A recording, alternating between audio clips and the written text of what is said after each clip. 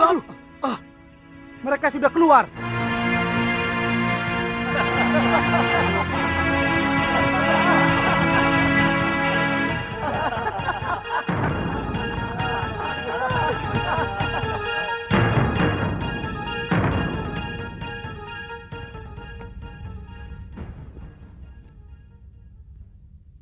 Ada apa?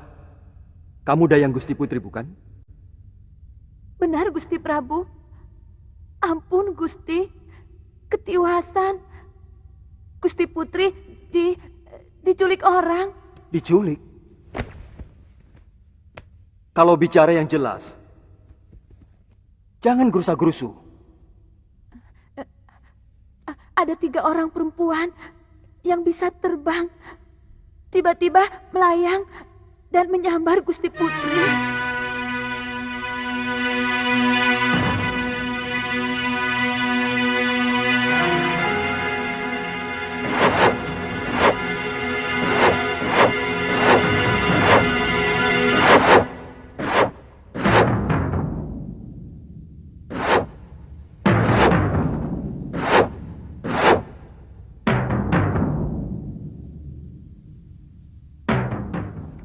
Maaf, Gusti Prabu. Hamba mohon diizinkan untuk bertindak. Mereka pasti orang-orang yang menaruh dendam kepadaku, Kakang Madrim. Aku curiga ini perbuatan siluman serigala. Gusti Prabu masih ingat di mana sarang mereka? Kalau tidak keliru, di Bukit Gua Siluman, dekat perbatasan dengan Linggapura. Kalau begitu, hamba pamit, Gusti Prabu. Aku segera menyusul, Kakang. Katiwanda dan Mayuda ikut aku. Yang lain berpamitan.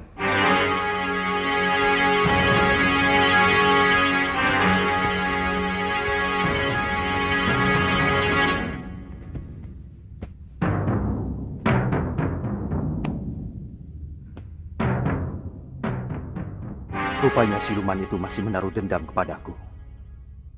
Aditya dan Galuh Parwati telah mengguncang fondasi markas Huragada dan antek-anteknya, membuat kekacauan yang tak terduga. Kabar ini segera sampai ke telinga Kilingsir, yang merasakan gelombang amarah menggelegak dari sosok saudagar palsu itu.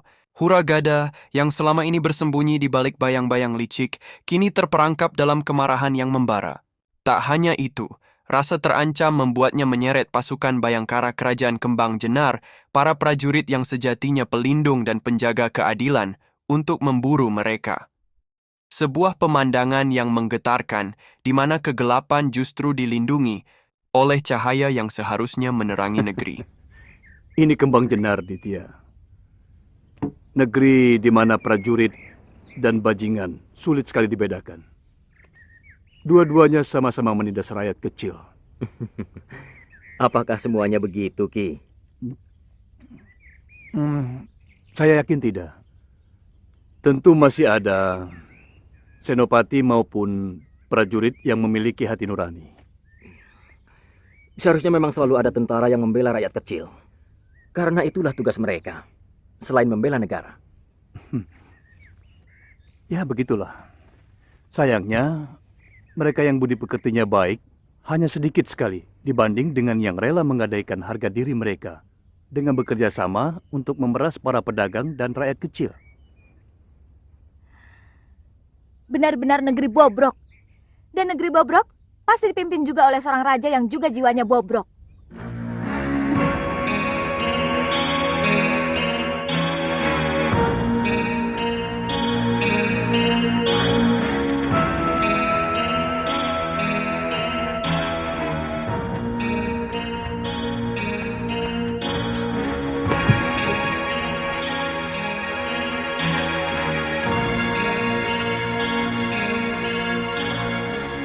Bagi dengan temanmu.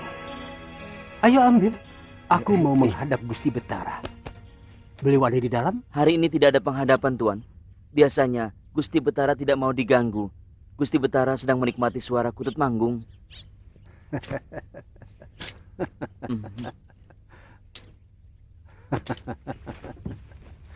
Kamu cukup melaporkan kedatangan Juragan Huragada. Beliau sudah tahu. Iya. Dia mau enaknya saja.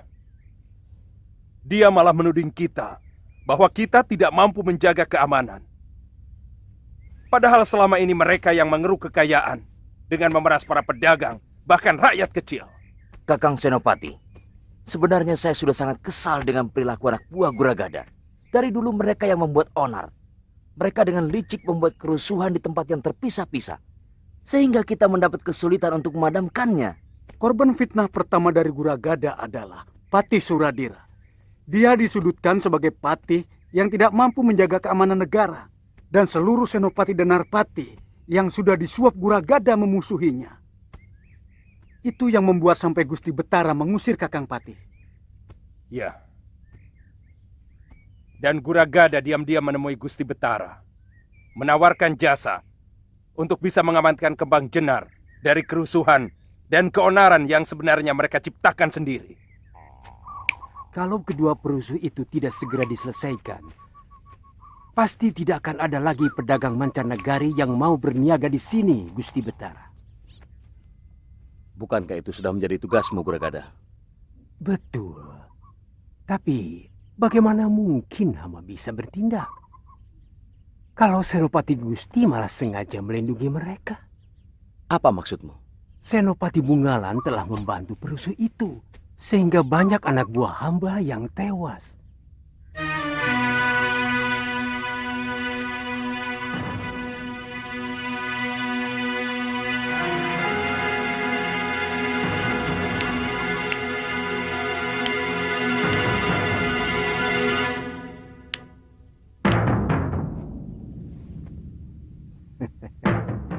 Bagaimana kalau mereka kita habisi saja, Kakang? Dua pendekar yang menurut Guragada membuat keonaran itu ternyata hanya menghancurkan anak buahnya saja. Sekalian saja kita hancurkan Bromocora itu.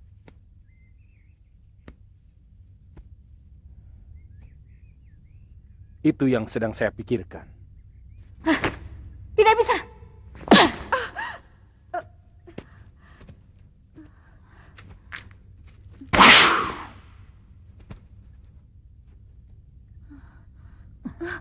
Suamimu telah mempermalukan kami. Kali ini hanya nyawa yang bisa membasuh semua perbuatan yang telah dilakukannya. Bukankah dia sudah menjalani tenungan Nyai? Dia sudah mengalami penderitaan sebagai seekor belibis.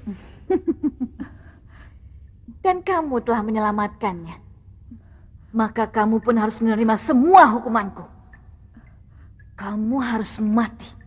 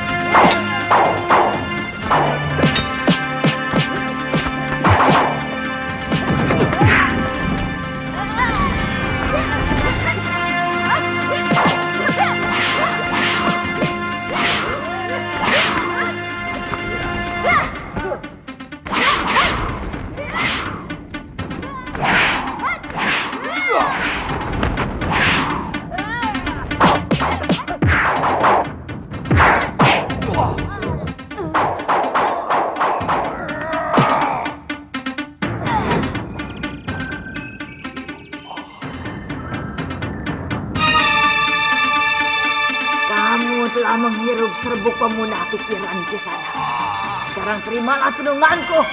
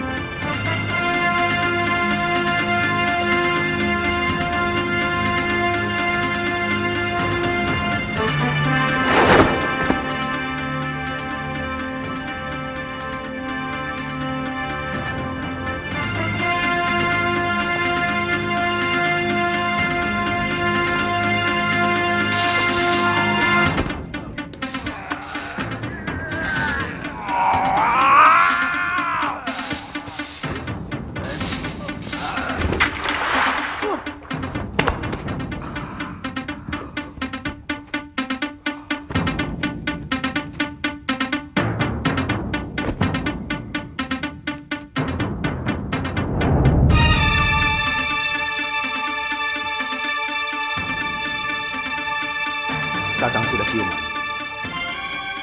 Adi Prabu, apa sebenarnya yang terjadi? Dan kemana siluman-siluman serigala itu? Kakang Pati hampir saja terkena tenung. Untung Gusti Prabu datang. Siluman-siluman itu sudah tewas, Kakang.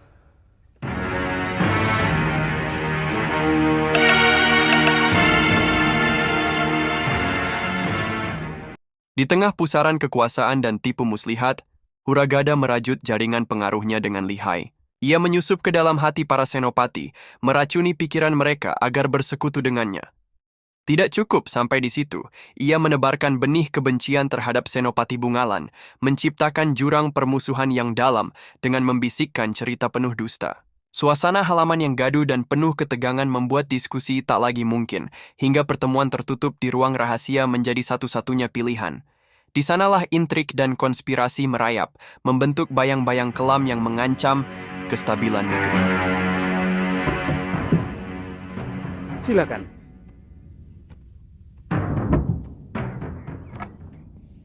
Silakan duduk. Lalu bagaimana?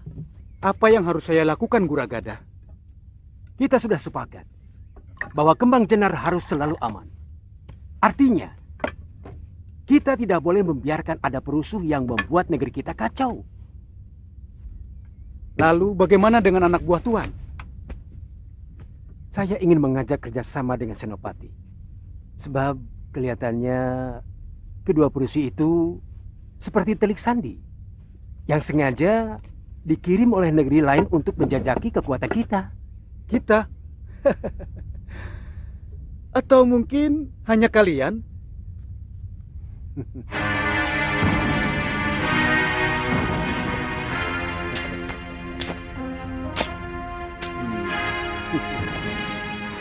$200 kepeng perak. Kerahkan seluruh kekuatan prajurit Kembang Jenar untuk menangkap pengacau itu. Saya akan tambah 200 kepeng lagi untuk pengamanan rumah saya. Ya, saya akan kirim satu pasukan ke rumah Tuan yang akan saya pimpin sendiri. Bagus.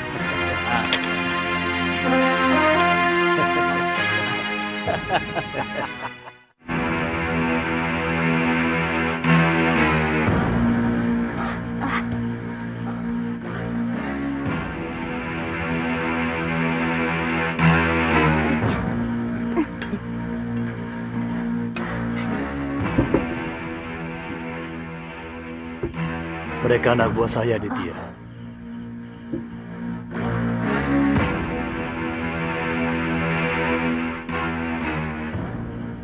Anak buah? Ki Kulur pasti telah merahasiakan sesuatu pada kami. Siapa sebenarnya sampean? Sepertinya waktu membuat perhitungan sudah tiba. Kita harus bergerak lebih terbuka sekarang. Nanti dulu. Saya tidak mau ikut. Kalau Ki Kulur tidak menceritakan, bagaimana? Dan siapa Ki Kulur sebenarnya? Sebelum komplotan Brahmacora pimpinan Guragada itu menguasai Kembang Jenar, aku adalah seorang pati negeri ini. Namaku Suradira. Bagaimana Paman bisa seperti ini? Guragada. Dia berhasil menyuap beberapa senopati, kemudian berkomplot untuk menyudutkan saya di depan Sang Betara. Seolah-olah saya tidak mampu menangani kerusuhan. Sebab setiap kali ada kekacauan, anak buah saya tidak mampu untuk memadamkannya. Sang Betara percaya, kemudian memecat saya. Jadi, apa memang Paman tidak mampu meringkus anak buah Guragada? Mereka seperti tahu setiap langkah yang akan saya ambil. Saya curiga ada kerjasama antara anak buah Guragada dengan beberapa orang senopati. Bahkan dengan penewu dan penatus yang ada dalam pasukan saya. Keterlaluan. Ya. Benar-benar busuk. Iya. Senopati lain yang tidak silau oleh uang Guragada dan mereka yang masih setia kepada saya dibuatnya tidak berdaya. Karena jumlah yang jadi kedibal Guragada jauh lebih banyak. Salah satunya adalah Senopati Bungalan. Sampai sekarang dia selalu bertentangan dengan Guragada. Jadi, apa rencana Paman malam ini? Kita hancurkan rumah Guragada. Karena saya yakin mereka sedang ketakutan karena gebrakan Raden berdua kemarin siang. Saudara-saudaraku, waktu yang kita tunggu-tunggu rupanya datang lebih cepat dari yang kita perkirakan. Utusan sahabatku, Empu Ganggadara dari Pulau Kura-Kura sudah datang. Dan yang seperti kalian saksikan, mereka langsung membuat Brahmacora anak buah Guragada kalang kabut. Saat ini mereka dalam keadaan kebingungan dan ketakutan. Kini saatnya kita tekan mereka. Betul, Kipati! Betul! Kipati, saya melihat ada pasukan Kembang Jenar berkumpul di rumah Guragada. Pasti mereka lah pengkhianat-pengkhianat yang harus kita basmi. Tidak peduli saudara atau teman sendiri. Demi tegaknya kebenaran di Kembang Jenar. Betul! Kita berangkat sekarang. Matikan obor.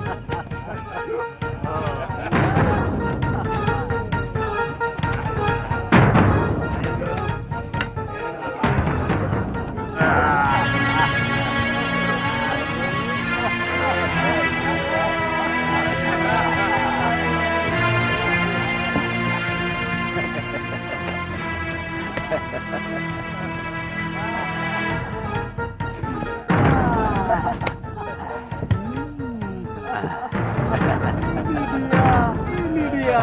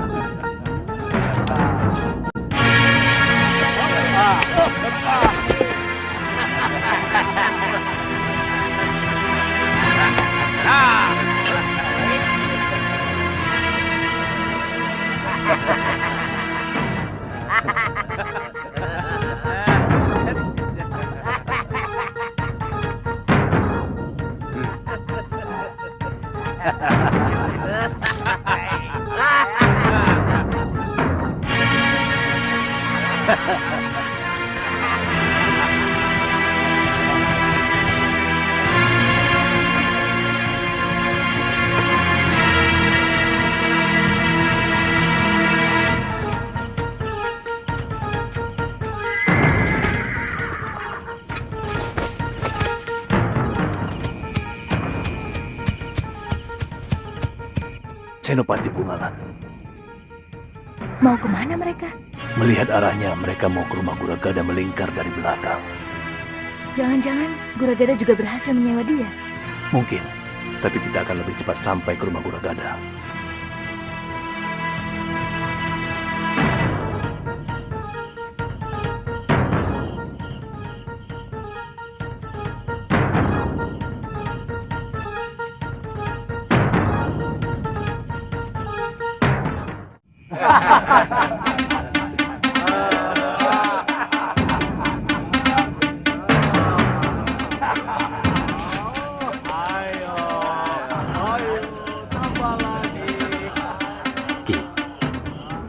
Saya dan Galuh memutar, menyerang lewat belakang. Baik, hati-hati. Saya akan menyerang dari depan.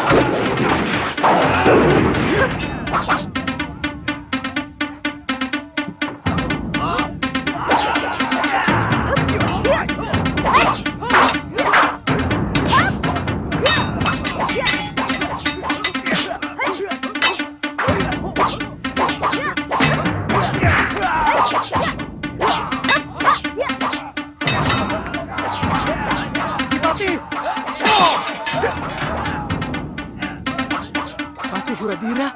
Ya, bagaimana ini? Siapa yang kita bela? Kalian heran aku masih hidup, Begundal Tengik? Berapa harga kalian untuk menjaga rumah Brahmacora ini? Jangan salah paham, Ki. Semua ini adalah tugas Gusti Betara.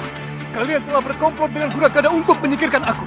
Karena aku tidak mau dibeli oleh Brahmacora berkedok pedagang itu. Sekarang, lawan aku.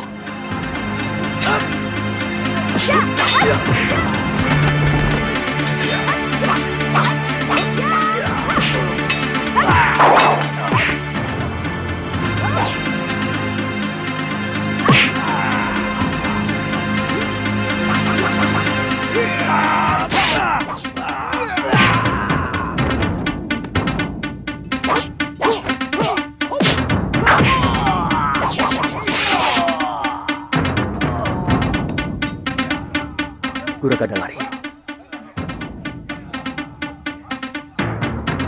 Tadi dia masuk kamar itu.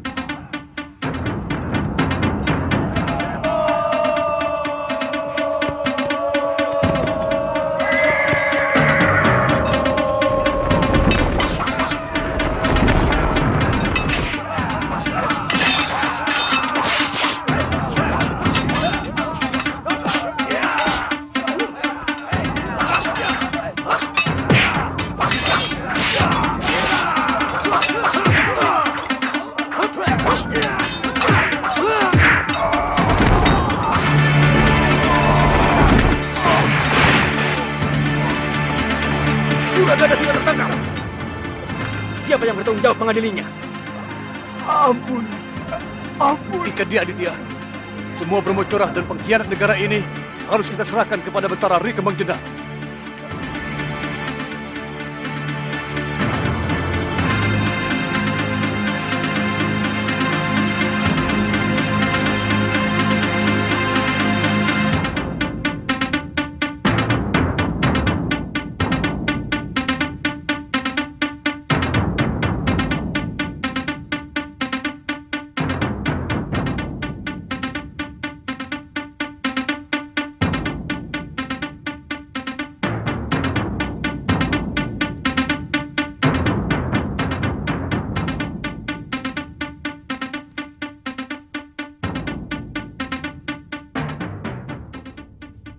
Sementara itu, Raja Kembang Jenar berdiri di persimpangan yang penuh beban.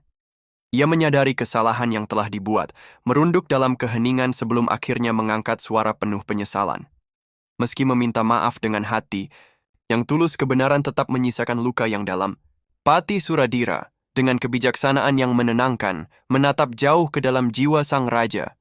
Kesalahan raja bukanlah kejahatan, melainkan ketidakseimbangan, mendengar hanya dari satu sisi, membiarkan suara bising dan tipu daya menutupi kebenaran yang halus dan tak terdengar.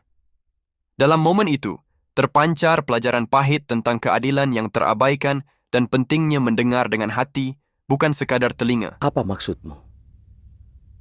Kuragada telah berhasil menyuap sebagian besar Bayangkara Raja untuk menentang hamba. Bahkan ada anak buah hamba yang dia suap dan mengkhianati hamba, Gusti. Ya, Senopati Bungalan sudah menceritakan segalanya kepadaku. Maukah Kakang memaafkan aku? Tidak pantas seorang Betara minta maaf, Gusti. Seorang Betara tidak pernah salah. Dia hanya keliru. Terima kasih, Kakang. Aku juga mendengar kedua anak muda itu sangat berjasa pada negeri kita. Siapa namamu, anak muda? Hamba Aditya, dari Pulau Kura-Kura, Gusti. Murid Kakang Empu Ganggadara, saudara seperguruan hamba. Sengaja hamba meminta bantuan ke sana, Gusti.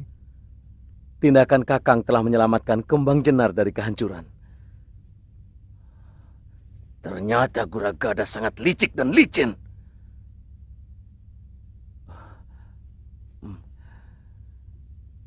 Kamu juga murid Empu Ganggadara? Bukan, Gusti Betara. Hamba Galuh Parwati dari Padepokan Sugaluh. Hamba teman Kakang Aditya. Kalian benar-benar anak muda yang terpuji. Kembang Jenar berhutang budi kepadamu berdua. Jika kalian bersedia, aku akan sangat gembira jika kalian mau menjadi bayangkaraku. Aditya.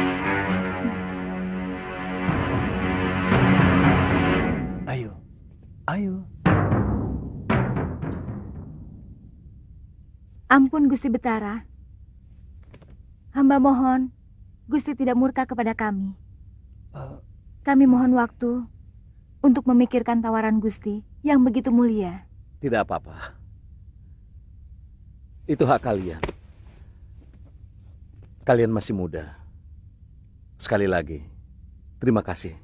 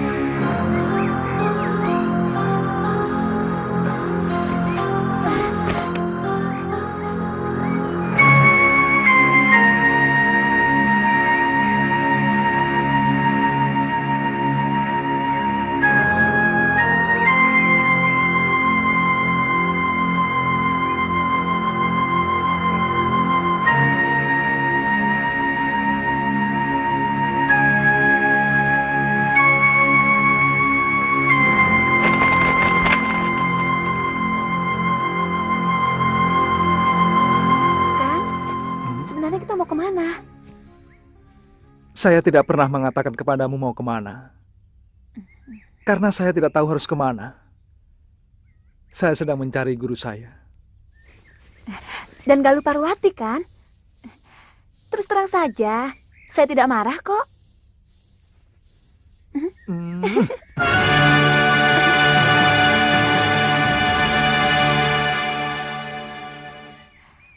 Buah ini manis sekali. Kakang mau? Nanti saja, Tantri. Sebaiknya kita lebih cepat sedikit, supaya kita bisa menemukan desa untuk menginap. Nginep di hutan juga tidak apa-apa kan, Kang? Menginap di dalam hutan banyak bahayanya, Tantri. Kamu tidak takut? Kenapa harus takut? Kakang seorang pendekar yang tangguh. Atau mungkin Kakang tidak mau melindungi saya? Iya. Bukan begitu.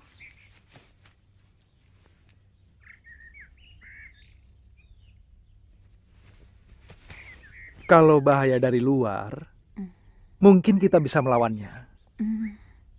Bukan cuma saya, kamu pun seorang pendekar yang tangguh. Yang lebih menakutkan adalah bahaya yang muncul dari diri kamu dan saya sendiri. Maksud Kakang? Hawa nafsu sering muncul dari dalam diri kita sendiri ketika sepasang manusia berada di tempat yang sunyi.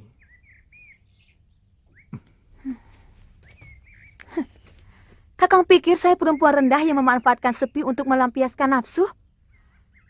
Kalau saya memang gemar mengubar nafsu, kenapa tidak waktu kita di atas perahu? Kenapa tidak sekarang? Di sini juga sepi.